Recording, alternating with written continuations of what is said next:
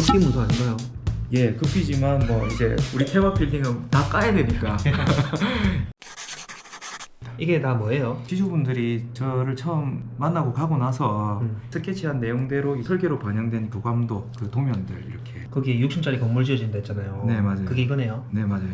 서울의 건축사에서 유명하신 분이 또 이렇게 그분한테 예, 부탁하신 거예요? 그 건축사분은 이제 요 지주분께서 선정하신 분이고요. 수선 경력도 있으시고 디자인적으로 강점이 많은 건축사였던 것 같습니다. 이게 어떤 식으로 들어가게 되는 거예요? 이게 스타벅스였네요? 네, 우리가 봤던 건물 중에 이 오른쪽이 스타벅스고 이 옆에 약국 건물이 있고요. 그 사이에 이제 우리 건물이 이렇게 조감도가 만들어져 있고, 아까 설명드렸다시피 1층에 최소한 이제 40평 이상의 임대 면적을 확보하는 게 우리 목표였기 때문에 일단 1층에 임대 면적 40평을 확보하고 전면에는 주차를 6대 이렇게 설계를 해서 6대 같은 경우는 이제 우리가 최종 한 290평 정도 연면적을 가질 수 있기 때문에 이 290평을 각 층별로 이렇게 배분해서 최고 수익률을 받을 수 있는 설계를 한 거죠. 특정 평형에 법정으로 들어가야 되는 주차 대수가 있는데 네. 그 주차 대수가 이제 1층에 너무 많이 들어가다 보면 네. 1층에서 임대료를 제일 많이 받을 수 있는데 네. 오히려 주차장으로 써버려야 되는 네. 주객 전도 현상이 일어나기 때문에 맞아요. 임대료를 1층에서 받으면서도 주차 대수는 확보할 수 있는 네. 최고의 접점을 찾아낸 거라고 볼 수 있는 거죠. 그렇습니다. 네. 여기서 그러면 말해줄 수 있는 포인트는 어떤 게 있어요? 우리가 주차 6대에 지을 수 있는 근린생활시설 290평을 고려해봤을 때는 한 4개 층 정도, 바닥 면적을 건폐율대로 꽉 채우게 되면 한 70평 정도를 4개 층 정도 지을 수 있는 면적이거든요. 아. 바닥 면적을 꽉 채워서 짓는 게 나을지 아니면 이제 바닥 면적을 조금 줄이더라도 2개 층 정도 높게 짓는 게 나을지에 대한 검토가 있었습니다. 보통 사람들은 할 수 있으면 꽉 채워갖고 면적을 많이 갖고 싶어 하잖아요. 네, 맞죠.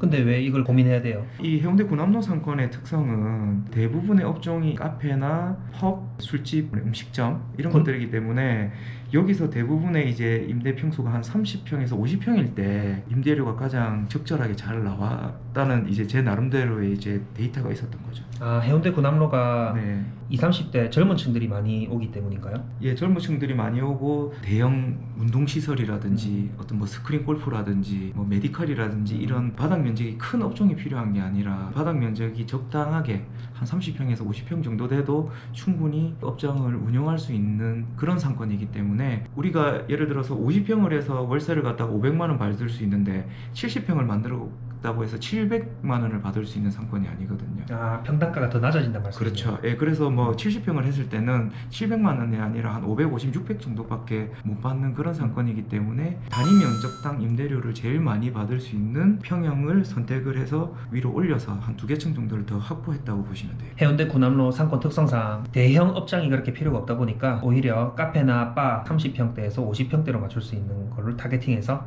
2개 층을 더 지어 올린 거죠. 네, 결론적으로 건물을 조금 슬림화 시켜가지고 네. 층을 올린 거네요. 그리고 이제 제가 후기에 컨설팅할 때 스케치한 거를 보여드리면 이 급기 문서 아닌가요?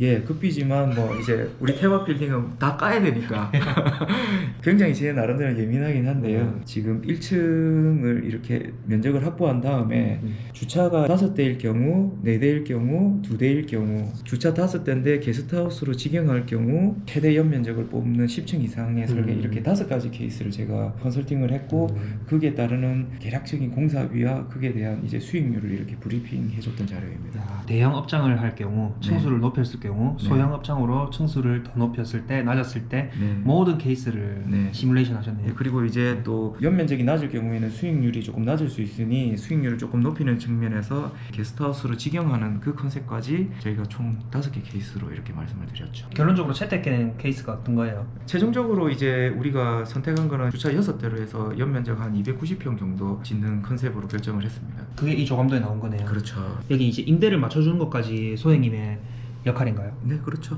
네. 네. 임대는 어떤 업종으로 맞춰질 것 같아요? 1층 같은 경우는 이제 카페나 판매점 저희가 생각을 하고 있고 2층도 이제 카페가 들어올 가능성이 많은데 보시면 2층 같은 경우는 이 공간만큼은 20평 정도를 줄여가지고 50평 정도만 2층을 이렇게 설계를 했거든요. 그래서 이 20평 남는 공간은 이 도면에 보시면 이렇게 테라스가 됩니다. 그 20평을 죽이는 게 아니라 1층 바닥 튀어나온 그 공간만큼을 테라스로 만들어서 실제로 임대로 쓸 수 있는 공간은 2층 한 약 50평이 되지만 서비스 공간 20평이 추가로 생기는 겁니다. 그렇게 되면 임대를 얻는 입장에서도 사용할 수 있는 공간이 늘어나기 때문에 임대료를 좀 더 줄 수 있는 거고, 그리고 건축주 입장에서도 건축 가능한 용적률 산정 면적을 줄이면서도 서비스 면적을 더 가지고 갈 수 있기 때문에 한 층에서 받을 수 있는 수익을 극대화시킬 수 있는 컨셉이라고 할 수 있죠. 꼭 먹고 알 먹고네요. 그래서 2층은 이렇게 20평 가까이 테라스가 나오는 설계를 해서 수익을 올리는 방향으로 지금 컨셉을 잡고 있습니다. 여기 허가 업종 중에 단란주점도 들어올 수 있다고 했잖아요. 네, 그건 몇 층이에요? 들어와요? 3층에 들어갑니다. 3층은 이제 그런 업종을 받으려고 이제 컨셉을 잡아 놓은 거죠. 그렇게 해야 수익이 극대화된다는 말씀이시죠? 아무래도 임대 수익이라 하면 장사가 잘 되는 사람들한테 임대료를 많이 받을 수 있으니까, 단란주점이라고 하면 음향이 들어가고 술이 들어가고 하기 때문에 이제 아무래도 테이블 객단가가 높겠죠. 예, 그런 데서 아무래도 임대료가 조금 더 나올 수 있으니까 위락시설로 해가지고 단란주점을 받을 경우에는 주차 대수가 근린생활시설에 비해서 2배가 더 필요합니다. 그치만은 근린생활시설 안에서 45평까지는 한 건물에 단란주점이 들어올 수 있기 때문에 그 45평에 맞춰서 3층을 설계한 겁니다. 원래는 전부 근린생활시설에 일반 음식점이나 휴게 음식점만 들어올 수 있는 건물에 이제 한 층을 단란주점을 넣은 거죠. 여기 1층은요, 임대료를 한 얼마 정도로 보고 계세요? 1층 같은 경우는 지금 구남로 시세가 평당 한 25만원에서 30만원 정도거든요. 그래서 한 40평이니까 평당 한 임대료 한 1000만원 정도 생각하고 있어요. 예. 근데 이제 구남로 같은 경우는 지금 권리금이 한 3억에서 5억 정도 형성되어 있기 때문에 신축 건물이니까 임대료를 주더라도 권리금을 안 내도 되니까 지금 문의는 엄청 많은 상태입니다. 권리금 없이 들어갈 수 있는 찬스네요? 예, 그렇죠. 거의 구남로에서는 엄청 희귀한 찬스라고 볼 수 있죠.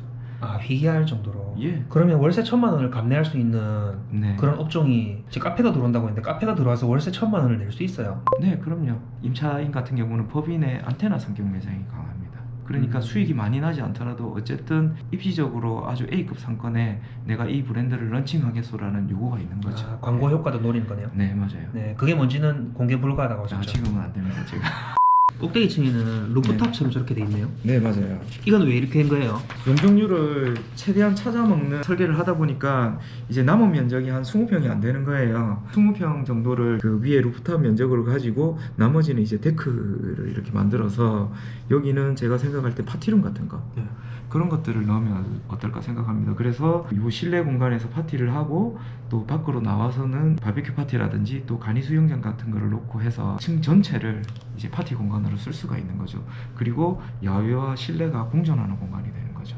이런 거 해놓으면 건물 가치에도 도움이 돼요? 굉장히 도움이 되죠. 상권 자체가 번화한 상권에 있기 때문에 또 그 번화한 상권에서 파티를 하고 사람들이 충분히 즐길 수 있는 엔터테인먼트적인 요소를 주면 건물 가치가 굉장히 올라가죠. 아, 하긴 그렇겠네요. 요 코너 쪽에서 보면 구남로 끝선으로 해서 바다 해안선도 보이죠. 네. 그래서 고남로에서 사람들이 왔다 갔다 하면서 뭐 쇼핑하거나 그렇게 걸어 다니는 모습을 보면서 네. 자기는 이제 꼭대기층에서 네. 파티를 즐기고 있고, 예, 위에서 내려다보는 거죠. 그렇죠. 예. 그런 데 대한 만족감. 예, 심리가 있는 거죠. 어찌됐든 여기는 번화가기 때문에 아무래도 이제 파티를 하거나 이렇게 해도 상대적으로 소음이나 이런 민원에 자유로운 거죠. 이 건물이 보니까요, 네. 통유리로 돼서 개방감 상당히 좋은데요. 네네, 맞아요. 컨셉이 좀 있나요? 우리가 건물 지을 때 창호 설계가 되게 중요한데 지금 보면 스타벅스 건물과 옆에 공간이 조금 이격거리가 좀 긴 편이고 옆에 건물도 3층이라서 3층 위로는 가시성이 좋은 편이거든요. 그렇네. 그래서 제가 이제 제안을 드릴 때 이 3면을 통창으로 넣자 라고 얘기를 드렸고, 그리고 층고는 4m 정도로 해서 좀 개방감 좋은 설계를 하자. 왜냐면 우리가 전면이 좀 좁은 편이거든요, 제지가. 그래서 3면 개방을 해서 그 단점을 상쇄하는 그런 설계를 제안을 드렸었습니다. 건물이 완공되고 나면 층고도 4m 정도 되고 옆면, 정면, 요 또 측면이 전부 다 통유리로 되어 있기 때문에 엘리베이터를 내려가지고 매장으로 들어갔을 때 그 개방감은 굉장히 좋을 거라고 생각이 돼요. 네. 그 개방감을 언제 느낄 수 있나요? 올여름에 느낄 수 있습니다. 알겠습니다. 김은순. 네. 올여름에 꼭대기층에 가서 파티룸도 한번. 우리는 항상 태박이랑 같이 하니까요. 예. 태박이랑 같이 파티 피플이 한번 되어보도록 하겠습니다. 알겠습니다. 올여름에 파티피플까지도 영상에 한번 담아보는 걸로. 네. 건물 좁은과 협의되셨나요? 협의는 아직 안 됐습니다. 대박 빌딩 시즌 2를 기념해서 아마 무조건 승사시키도록 하겠습니다. 알겠습니다. 오늘 영상의 포인트는 그거였네요. 대지 면적 100평 중에 70평을 다 쓸 수 있음에도 70평을 일부러 쓰지 않고 네. 50평만 쓰고 건물을 슬림화해서 더 높여가지고 상권 특성상 대형 업장보다는 중소형 업장이 더 유리하기 때문에 그렇게 제안을 했고 그 건물이 네. 올여름에 만들어진다. 그렇습니다. 알겠습니다. 다 완공되고 나면 다 같이 또 한 보러 가면 좋을 것 같아요. 예. 구독자 이벤트 이런 것도 가능할까요? 가능하죠. 예. 저기 위에 루프탑에서 건물주랑 얘기는 안 됐습니다 아직. 저희가 건물주분과 얘기되면은 공식적으로 한번 노티스 하도록 하겠습니다. 태박빌딩 구독과 좋아요 부탁드리겠습니다. 감사합니다. 예, 감사합니다.